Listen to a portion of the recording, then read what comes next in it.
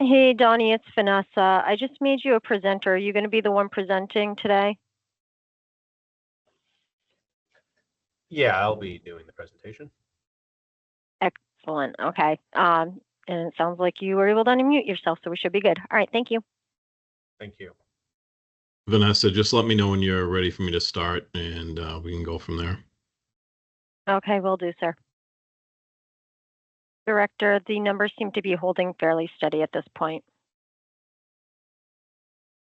Okay, thank you. Well, good morning, everybody, and welcome to our monthly call, the local partners. So thank you for taking the time here at noontime to sit with us.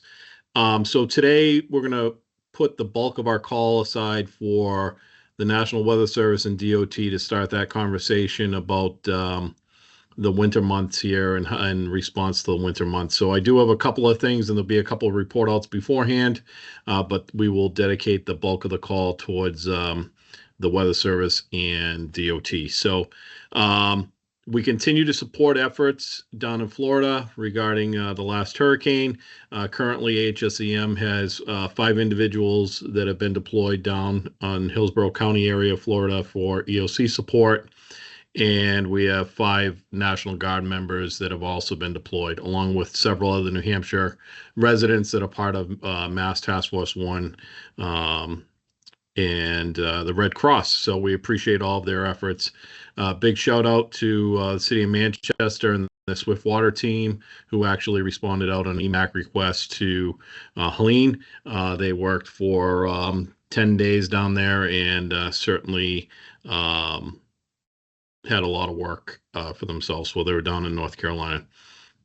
Just want to make sure we're recognizing that INF has been lifted, so the M&R staff continue to work through the fulfillment of the backlog of projects that were being obligated through FEMA. We had about 75 projects totaling to almost $6 million in reimbursements coming through for the state of New Hampshire. I did want to place this on everybody's radar screen just so everybody has a magnitude of what's going on across the country right now.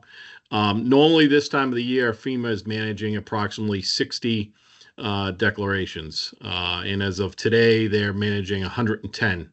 So Region 1 just deployed another 110 folks from Region 1 down to Florida.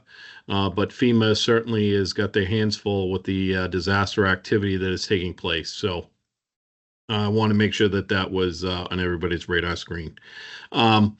Couple of weeks here, we'll have an event on November 5th called The Election.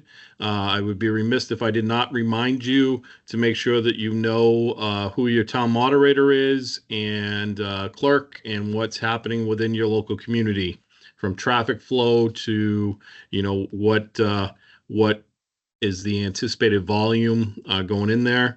Certainly, if you're a public safety official, fire chief, EMS chief, law enforcement, please make sure you're having those conversations along with the EMDs surrounding how to get in and out of the polling locations for medical emergency and those types of things. So please keep those things at the front of your radar screen here. A couple of quick brief outs. Liz Gilboy, are you on the call? We'll have you report out on rep and what's going on in there. Thank you, Director. Yes, thank you. Good afternoon, everybody. The rep section is working to close out our last few required drills to close out our calendar year for the annual letter of certification. Last month, we had our medical services drill on September 25th with Wentworth Douglas, which was a huge success. To start off this month, we had our out-of-sequence interviews with FEMA on our special facilities. We had 20 facilities participate on October 7th through 10th, and that was an overall success with FEMA to meet those annual letter of certification requirements. Additionally, we set up our state transportation staging area on October 5th. So thank you to the Sheriff's Office for participating on that. And then we are currently prepping for our Dover Reception Center on the 26th. That is also federally evaluated to close out our activities this calendar year. Larger projects that are going to go through this calendar year include mapping. We're continuing to work on our mapping and our traffic management manual. And then additionally, we are currently updating our incident annex. So I'm sure if you're in the EPZ, you know that questions are coming through and planning standards are going to be implemented and all sorts of things. But other than that, we're just plugging along and meeting our annual letter of certification. Thank you so much, Director. Thank you, Liz. Deb Yeager, Community Services. Good morning, everyone. I just have a few updates for you. One is on the school readiness program that our portal for submission of emergency operations plans for schools closed yesterday.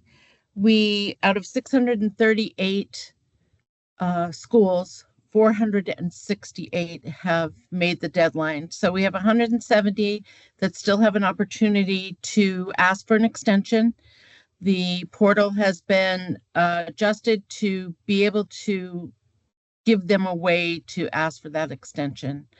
So you may still hear from some of your schools on signing their EOPs, and you may still get some questions. The only other thing I wanted to say is the other day on a staff call, the director pointed out to us that we had 1,000 hours in the communities for the stakeholder liaisons over the last 2 months. And I am very, very proud of that. And I just want to remind you all that your stakeholder liaisons are here for you. We want to service you the best we can. If you have any needs whatsoever, please reach out. You can reach out to your stakeholder liaison or to me, or call the main number. We'll get you connected. And vice versa, they will be still reaching out to you. So that was my only reminder. Just a few things this morning, Director. Thank you. Thank you, Deb. New Hampshire IAC, Marilyn, are you on the call? Yes, sir. Thank you. To just stay brief, I wanted to highlight that we plan to distribute our statewide threat assessment for 2024 today. It has been about a 6-month project for our analytics side. It's a very comprehensive report that looks at a variety of threat topics throughout the state of New Hampshire to include public safety threats, targeted violence, terrorism threats, critical infrastructure threats, and public health threats. So very proud of the team's work, and this will be disseminated out today to our FOUO audience. So those on the call that are on our distribution list should be receiving it. If you're not on our distribution list and interested in getting on it, you could email our general intake box. Thank you, sir. Thank you, Marilyn. PIO, Vanessa. Thank you, sir. I just wanted to ask everybody in regards to, we had a request come in from one of the towns about doing a survey for vulnerable populations. They're just looking to find out if any of the other towns in New Hampshire have had any sort of success in reaching out to vulnerable populations that may need some extra care, help, whatever, when there are any sort of disasters or even smaller storms that are happening. So if anybody does have that information or has had some success in getting people to sign up or register for something, if you could just please shoot us an email, hsempio@dos.nh.gov, and I'll put that email address also in the chat. That would be much appreciated. Thank you.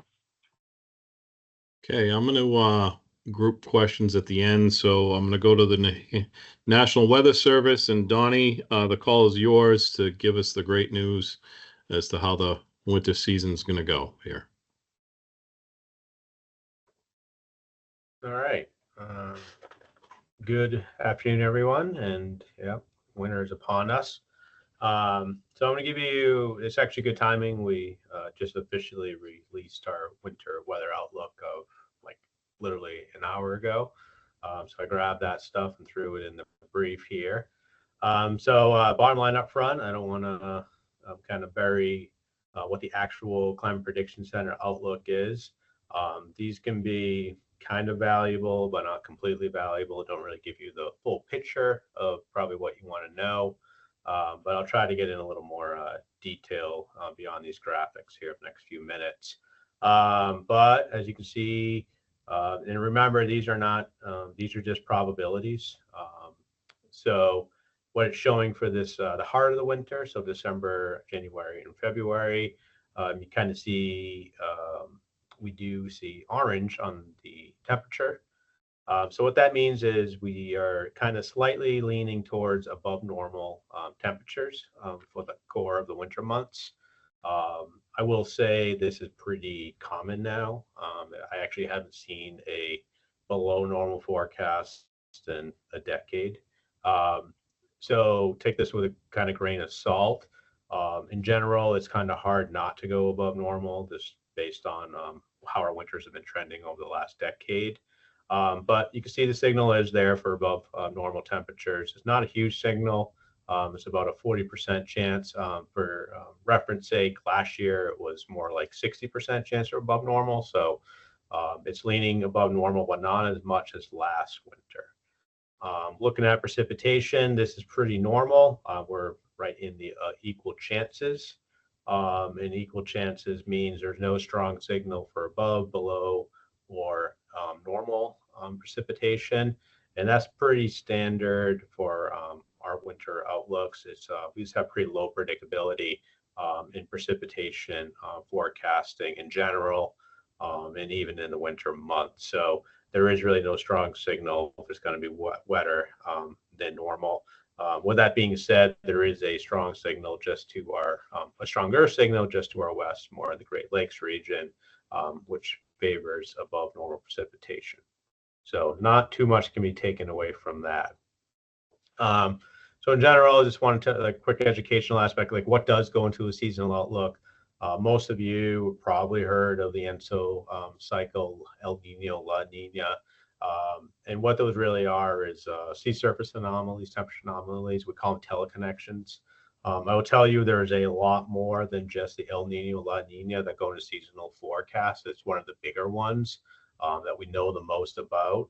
But every year we're learning new stuff about the atmosphere and seasonal forecasting. It's definitely evolving science, which is great because we're not that good at it. Another thing we look at is analog years. Essentially, look at those teleconnection indices and try to find a year that in the past that is kind of a similar overall atmospheric pattern that's setting up. The problem with those is even if we can find the right year, we have this baseline climate change that's occurring. So we actually have to adjust even if we find an analog year due to a warming climate. So it's kind of makes it another factor difficult. And then we do have models, seasonal models that actually do go out that far now. Our forecast models, we do have ones that go out a year in advance, actually. So it's kind of interesting. And then persistence forecast is kind of what we do a lot. And that's just baseline global warming. It's tough to go against this persistence of what's been happening in our winters. So just in case you just moved to New Hampshire in the last few years, or you only been here for 5 years, this is what this graphic shows you. I've Concord in the upper left and Berlin from northern New Hampshire in the lower right. Shows the same thing. What these are showing is what the severity of the winter is overall. And severity factors are snowfall, snow depth, and temperatures. So you put those all together, and then how has the winter ranked compared to normal? It's a 5-category scale: extreme, severe, average, moderate, and mild. So the big takeaway you can see here, over the last 5 winters, last 5 we had, none of them have been above moderate. We haven't even touched really average winter. Maybe 2021-22 was kind of close, and 19 and 2020 up north was kind of close to average. But overall, we really haven't had a good winter or bad winter, depending on how you like to look at things, in the last 5 years. I don't know if we're getting used to it, but if we do get a bad winter, it's probably going to be a little more harsh than you anticipate because you're not used to it now. So we're going to talk about our ENSO cycle. So we are, last year, if you remember, we were in a really strong, moderate to strong El Nino, and those usually favor well above normal temperatures, and voila, it happened. And this year, we're actually switching it. We're going to La Nina conditions, which you can see this blue kind of showing up down in the equatorial Pacific region. So that this kind of showing you we are in a different ENSO cycle than we were last winter. One thing to note is you see these big reds up over in the northern Pacific. Those are well above normal sea surface temperatures, and that's been pretty standard for quite a bit, quite a few years there, and that still is what is going on in the big oceans. So talking about El Nino Southern Oscillation Indices, also known as ENSO. Like I said, they pretty much help regulate the weather patterns, something we can give us maybe a hint at what the season is going to look at. So right now we're in what we consider ENSO neutral, meaning we're not in La Nina or El Nino, but we are trending quickly, and pretty soon we are going to be in a La Nina. And La Nina is heavily favored to be the state we're going to be in through this winter months. Right now, we do actually do a strength thing too, like how strong and it is. And right now, it's kind of looking more like a weak La Nina. That's not going to be a strong one. So something else we can kind of look at.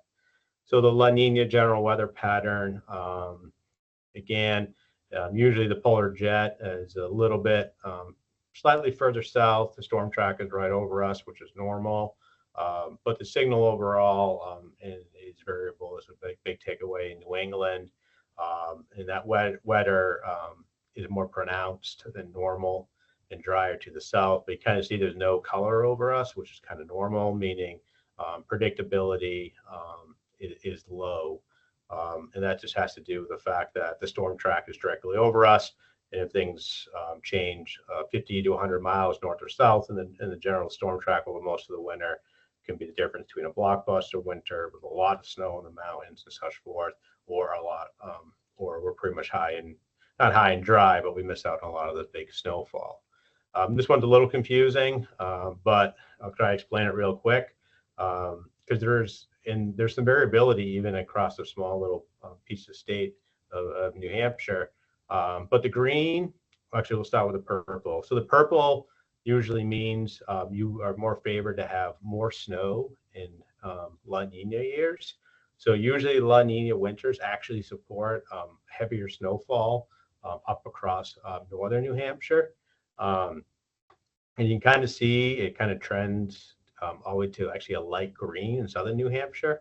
And what that means is that there's actually more snow in El Nino winters in southern New Hampshire. So there is a lot of, even in the state between what we're looking at between the ENSO cycle, there's a lot of variability within the state. But so the big takeaway from this is things are favoring, on average, potential more snow across the northern part of the state compared to normal than across southern New Hampshire. And we like to talk about sea surface temperatures in the Gulf of Maine. We have one of the fastest warming oceans on the planet, and that does have some impacts locally on our weather during the winter months. So just wanted to give you an idea of where we are right now. So right now, this little look at this on the left side, it kind of shows you the climatological normal sea surface temperature, and the blue line pretty much traces this year's observations. So right now we're actually trending back towards a little above, kind of closer to climatological normal, but it's kind of variable and it jumps up and down depending on storms kind of tracking over the Gulf and stuff like that. But overall, you can see the strong signal since April has been above normal sea surface temperatures. We actually were below the beginning of the year, which was an anomaly, I guess you could say. But in general, we've gone back to our above normal state. And so for reference, you can kind of see these are the warmest sea surface temperatures for the year on average. And last year came in the fifth warmest, but you kind of see the clustering of recent years is all in the top. So we're going to be in the top 5 again, most likely by the end of this year. So what does that matter? In the winter, it matters into the sense, especially if you're on the seacoast, think of kind of like, we always say like a space heater in the room. If you have a warmer body of water, and you get an onshore flow, it might not mean you're going to get less snow, but it can definitely mean you're going to get wetter snow. So the biggest probably impact of that is we're getting more frequent wet snow, especially in the seacoast in southern New Hampshire, closer proximity to the Gulf of Maine than we probably used to historically. So it's definitely something to watch. So I just want to show recent La Nina analog years. So these are the same exact graphics I showed kind of before, but I picked a couple different years.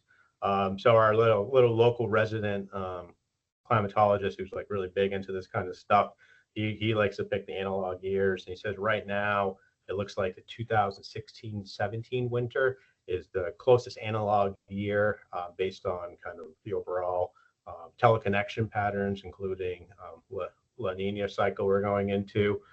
So that's kind of the year of choice. I also picked the most recent La Nina winters we've had. And the big kind of takeaway, in the recent past, last like 10 to 15 years, big takeaway is you can see some large variability. So we've gone from anywhere from up north from extreme winters down to mild winters, depending on which La Nina season it was. 2016-17, you can see, was pretty much average to actually severe in Concord, and close to severe, above average in Berlin. So like I said, that was a decent winter. So anyways, don't really know, just looking at La Nina herself, there's variability in there from anywhere from mild to severe and extreme. And it doesn't matter what I say, this is usually the outcome depending on the year. One thing I did want to do is sometimes you'll see, like, we'll look at these La Nina, look at all the winters since 1950, because that's when we have data from. But I will say that it used to be there was a signal that for La Nina winters, we would have a kind of a low, it was a low chance of below normal temperatures, but there was a signal that normally you could have slightly favorable below normal temperatures in the winter. So if I went up and from 2000 and 2010, all those La Nina winters, you can kind of see that signal is there. And then I did the ones over the last decade, and you kind of see that signal is gone. It's actually above normal temperatures. So that's what I meant by, based upon looking at things a long time ago, doesn't really help you too much anymore, just because everything is getting warmer in general. So that strongest analog year, I just talked about precipitation and stuff, but let's look at actual snowfall. So this was that winter of 2016-17. Some people have good memories, they might remember it. They kind of blend together for me. But we actually did have above normal snowfall across pretty much the whole entire state, and even more above normal snowfall across southern New Hampshire, central New Hampshire, more in the 125-150% range. Temperatures were above normal. So this just proves to you this, because temperatures are above normal doesn't mean you're going to have less snowfall. You can definitely have more snow, above normal snow, with above normal temperatures. So don't make that mistake either. So overall, it was a pretty good winter, 2016-17. Again, final thoughts, wrapping it all up, key points. We haven't had a real winter in the last 5 years. That's probably due to the overall baseline warming. So we'll see if we're just in this really pronounced changing climate or not. Guidance is supporting weak La Nina for this winter. Like I said, our best analog year, educated guess right now, is 2016-17, which is pretty and I will say that winter did have a very pronounced persistent snowpack. We had over 100 days of 6 inches or more on the ground in Concord. So it was like a legit winter for a snowpack season. So, but in general, I always like to say, caveat, they're inherently low scale forecasts when it comes to seasonal forecasts in general. And this is especially true in New England. We have one of the worst predictability to figuring it out. And don't ever forget, every winter is different, and a few major storms can still occur in a mild winter. Last year was like the most mild winter, one of the top 3 mild winters we ever had. And guess what? I don't think last winter was that really fun of a ride. So even though we can still get some big massy storms, they might not have to be snow to give it a lot of big impacts. And that's all I got. Thank you, Donnie. New Hampshire DOT, Susan Clausen, are you on the line? I am. Apologize. I'm in my car in the parking lot. So a couple things, just so you know, yeah, winter's here. We plowed the Kank yesterday morning. So we are receiving some snow, and we do have, just like most of you, vacancies statewide. We have, it varies depending on which section of the state you're in, but significant vacancies. So with that being said, as always, communication between us and all of the municipalities and HSEM is key. So a couple things. that we'd like to ask is if you have impacts to your roadways, state roadways, whether it be from a snow event or trees and wires or a crash, please make sure you're notifying and asking your police departments to notify New Hampshire DOT, which is the TMC. That number again is 271-6-TMC, 271-6862. That way, we're not stepping on each other's toes if you're working on a closure and we're trying to plow or whatnot. So please work on, all of us, the communication piece. Up on the screen is the New England 511. For those of you who have not seen this, this is a public website, and every event that the DOT is aware of on our state roads that impact traffic is shown here. There's some camera images on here, message boards. You can look at the map view. There's also a way to look at a list view and filter just by your road. You can look at the neighboring states here for any impacts that might be impacting you in a neighboring state. So it's very important that we work on updating that as timely as possible. And let's see, I think that's about all. We do, like I said earlier, we do have, we're prepping for winter and prepped for winter, plowed yesterday. Do have vacancies, so just ask that everyone do our best to communicate. If you are running in a struggle with a state road, make sure you call the TMC and they can make sure those resources get deployed as quickly as possible. Anything else, Director, you want me to touch on? Or Alan? No, I think you're good. I'm going to open it up to questions and we'll see what the floor has for us. Vanessa, if you can take the call and open it up for questions on either the brief outs or for Donnie or for Susan, that would be great. Good afternoon. If anyone has questions and you are on the phone, it is *5 to raise your hand and *6 to unmute yourself.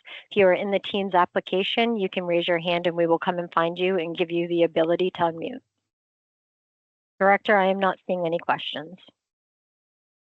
Okay, I appreciate everybody taking the time today to join us at noontime. Stuck right to the 30 minutes, almost on the nose. Just a reminder that our next call will be November 21st. Please stay safe as our roadways start to change here over the next few months. So with the little slick driving here or there. So again, thanks for taking the time and enjoy your afternoon. Thank you. Thank you.